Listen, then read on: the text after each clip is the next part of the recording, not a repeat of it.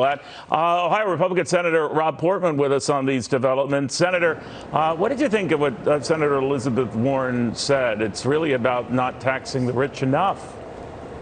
Well, what's fascinating about that is our revenues are actually very high right now relative to where they have been. In other words, last quarter, it looks like our revenues may have been at a record level.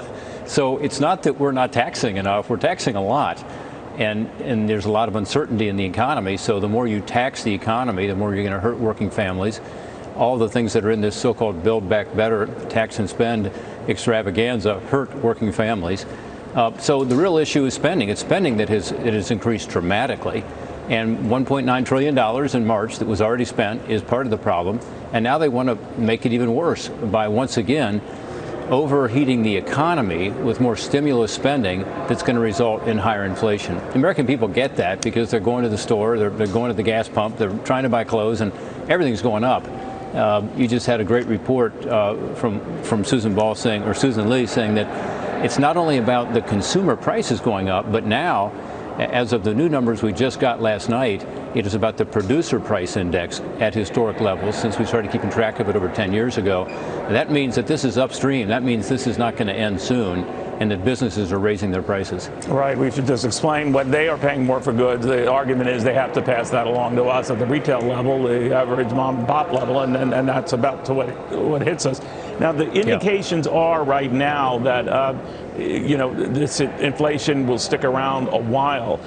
Do you think Jerome Powell and the Federal Reserve should start hiking interest rates like now? Well, I think they should start tapering, as he's talked about. And you mentioned this a moment ago. The effect of that should be to raise interest rates slightly. But what's going to happen eventually is with this kind of inflation, we're going to have to do something. Raising interest rates is the obvious way to do it and has been successful in the past.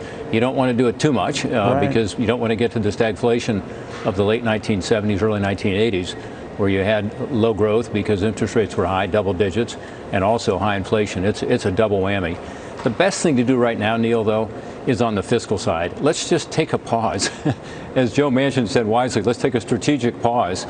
We're in the middle of four things right now. Incredibly high inflation, which will only be exacerbated by this. Record levels of debt, both in nominal terms, but also as a percent of our economy, which is how you ought to look at it. And that's really scary to all of us. Also, a lot of uncertainty because of COVID. We have a situation now where, unfortunately, the COVID situation doesn't seem to be getting better as we'd all hoped. And then I would just say, we're in an uncertain time here in terms of a lot of other expenditures. Look at the natural disaster that just happened in Kentucky and other states around the Midwest and the South. Look at all the other natural disasters. We don't have enough money in the FEMA. So in other words, you're arguing go slow on the spending. I get that, but you're close friends with Joe Manchin. He's been very leery of this. He's worried about inflation. The president was kind of strong-arming him yesterday, I would assume, when they met yet again on this. Do you think he will end up voting for this? That's up to Joe Manchin. He's an independent politician who cares about his people in West Virginia. And I think that's how he's going to look at it. And well, I understand that, Senator, but in the past he has ultimately voted along with his party. Now, he does succeed in changing the dynamics and changing the size of the package and all of that. So do you think he is closer to voting for this? It's a gut call you're making on a colleague and friend, I understand, but what do you think?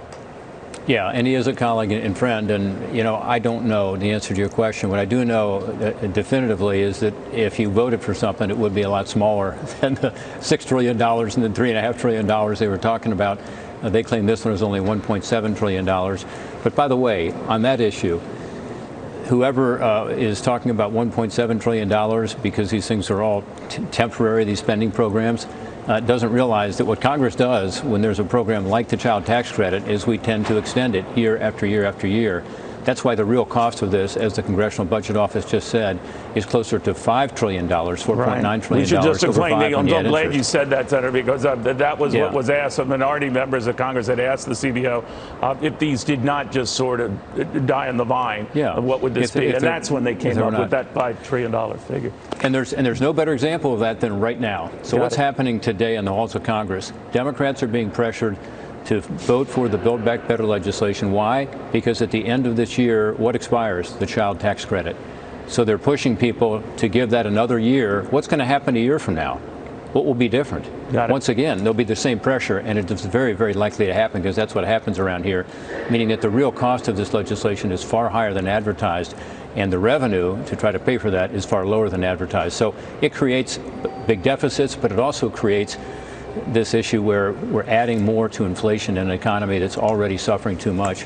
And it's getting, middle-class families and lower-income families are the ones taking the hit here. People on fixed incomes, all right, seniors, Senator, we'll follow it very, people. very closely. It could be anyone's guess, even if they take that measure up. Senator Rob Portman, following these developments.